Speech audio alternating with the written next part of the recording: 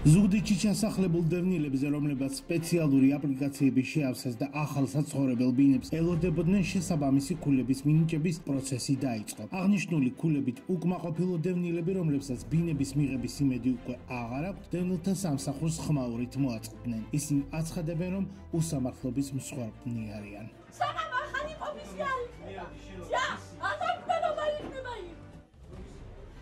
მომატყვიეს, მივიღეს საბინაო ის ქულები, უნდა მოეცათ ბინა. 6.5 იყო ჩემი ქულა.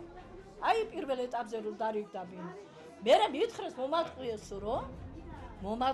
რომ ისაო ფართი არ არისო, ფართი საკმარისიო პირველ ერთოთ ახიარები გაეცაო და არ არისო. ახლა მომავალ ეტაპზე აუცილებლად გაგცემთო ბინას. არც ის უნდაო კომისია და არც მომატყვიეს რა გამაჩერეს. არასწორი ქულის მინიჭებაა გენაცვალე, ვისაც უჭირს იმას ქულას არ აძლევენ, ვისაც არ უჭირს იმას აიღებენ ქულს და აძლევენ მაგას. აი ესა ყველაზე უბრალოდ აიღებენ. არასამთავრობო ორგანიზაციები, რომლებიც დევნილთა საკითხებზე მუშაობენ, დღეს დევნილთა სამსახურის ხელმძღვანელმა ოფისში მოიწვია. პრესასთან ისინი აცხადებენ, რომ მტყუარი მართლის გარჩევა მხოლოდ საქმის გაცნობის შემდეგ შეუძლიათ. ჩვენ უბრალოდ მივიღეთ ინფორმაცია იმის თაობაზე, რა პროცედურები შეიძლება ვაწარმოოთ იმისათვის, რომ დავეხმაროთ იმ ადამიანებს, რომლებიც უკმაყოფილონი არიან ამ პროცესით, არ მოსწონთ ის ქულები, რომლებიც მიიღებს, თუმცა კონკრეტულ საქმეებთან, ასე ვთქვათ, ჯერ შეხება არ ქონია.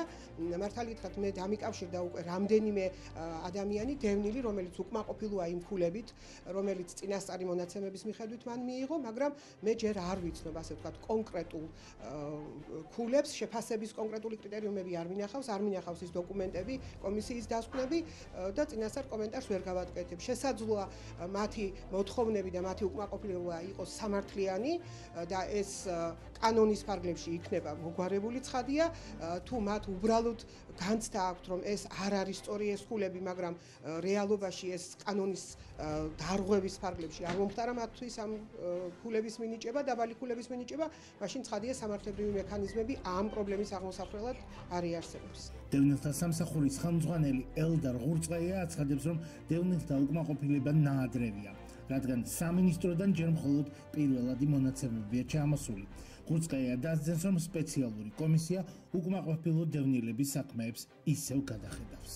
ჯერ ჩამოვიდა პირველადი მონაცემები, ასე რომ ჯერ იმ ბინაში ვინ მოხვდება, ვინ არა, ვინ დაკმაყოფილდება, ეს ცნობილი არ არის, იმიტომ რომ ეს არის პირველადი მონაცემები.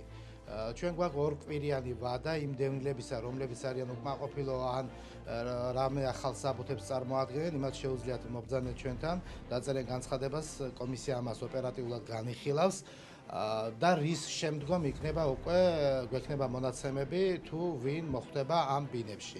მე შევხვდი დღეს არასამთავრობო ორგანიზაციებს და აგრეთვე ყველას მოუწოდებ და ვთხოვ, რომ დევნილების მძიმე სოციალური პირობები არავინ არ გამოიყენოს თავისი ინტერესებისთვის.